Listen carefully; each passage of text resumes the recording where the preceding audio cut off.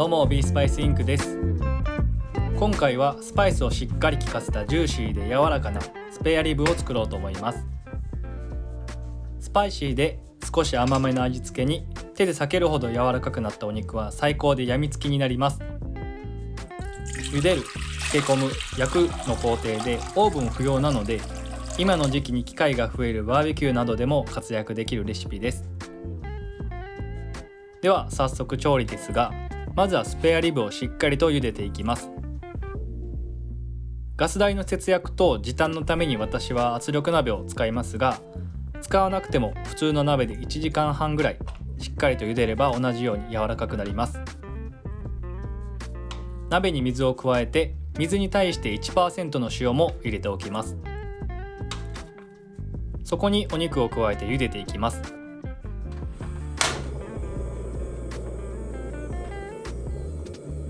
お肉を加えたら強火で沸かします。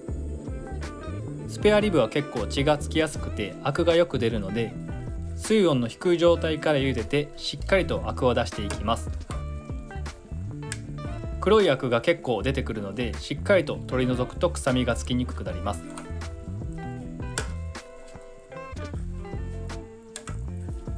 水が沸騰してアクをしっかりと取れたら、圧力鍋に蓋をして煮込んでいきます。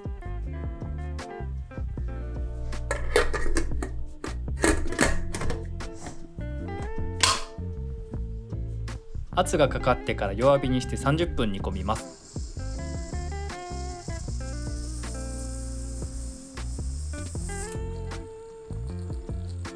普通の鍋でやる場合も同じように蓋をして弱火でじっくり1時間半煮込んでいきます。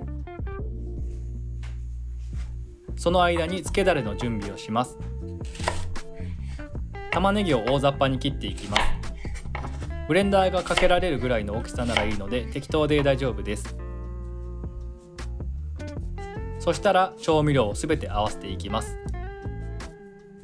醤油、お酒、玉ねぎを加えて、ここにパウダースパイスも加えます。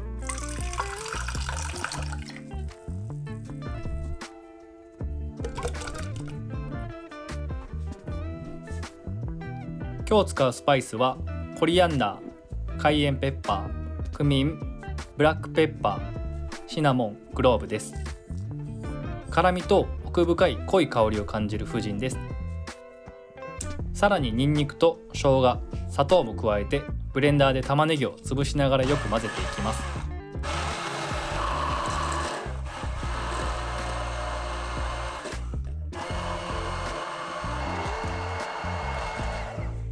全体の色が均一になったら OK です。これを鍋で一度火をかけてアルコールを飛ばします。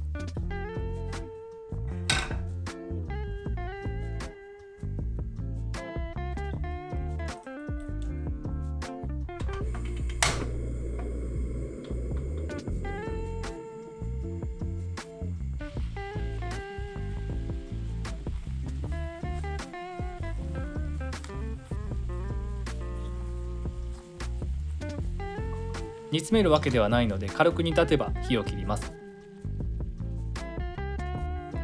粗熱が取れたらジップロックの袋に移します。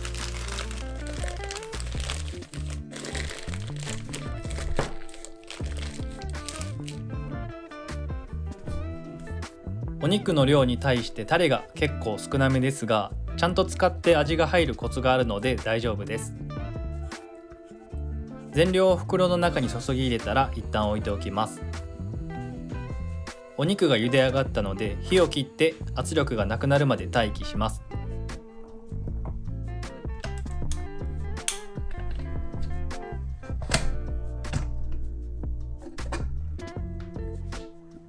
いい感じに骨が出てきて柔らかく茹で上がったと思います。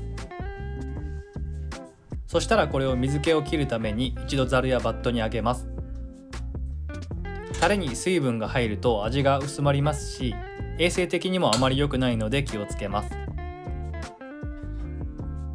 お肉を移動させるときはお肉がめちゃくちゃ柔らかくて崩れやすいので丁寧にやるのが大事です。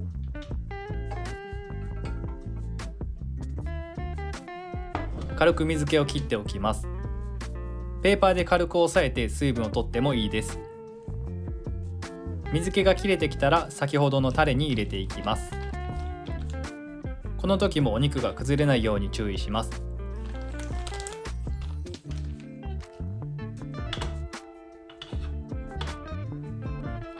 袋に全部入れたらボウルに水を張ったものを用意します。これに先ほどのジップロックを沈めていきます。入り口から水が入らないように注意しながら袋内の空気を抜いていきます。こんな感じで簡易的ですが真空の状態を作ってあげることで少ないタレでもお肉全体に回ってしっかりと味付けすることができます。タレを作りすぎて余っちゃうのももったいないのでよかったら試してみてください。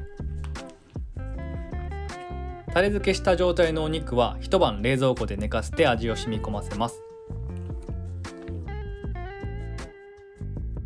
翌日しっかりと味のついたお肉ができました。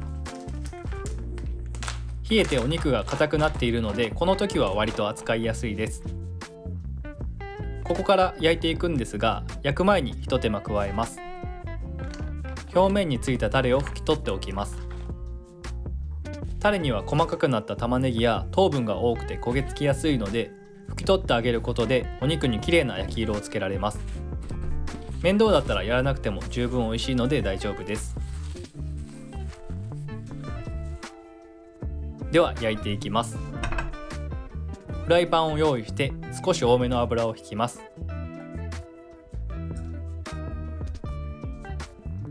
そこに火をつける前にお肉を入れて弱火でじっくり中まで温めるようなイメージで焼いていきます。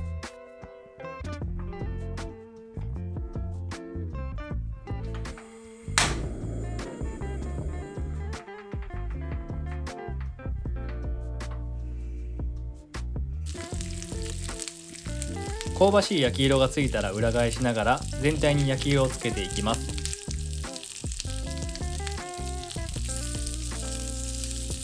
温まってくるとお肉が柔らかくなってきて扱いづらくなってきます。せっかくの骨付き肉から骨が外れちゃったら悲しいので注意します。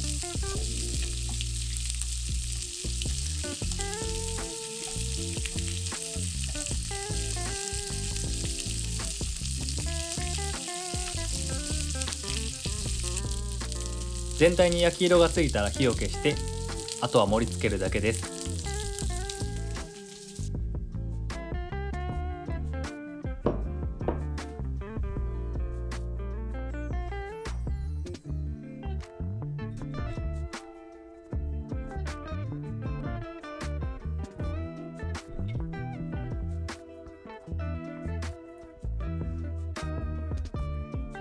仕上げに中東のミックススパイスデュカとブラックペッパーをかけたら完成です。この辺はお好みで仕上げちゃってください。いい感じにワイルドな見た目に仕上がりました。いただきます。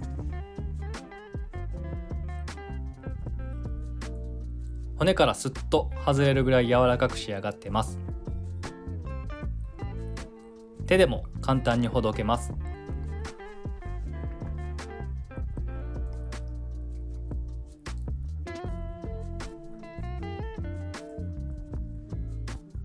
やっぱり骨付き肉は骨を持ってワイルドに食べた方が美味しいです。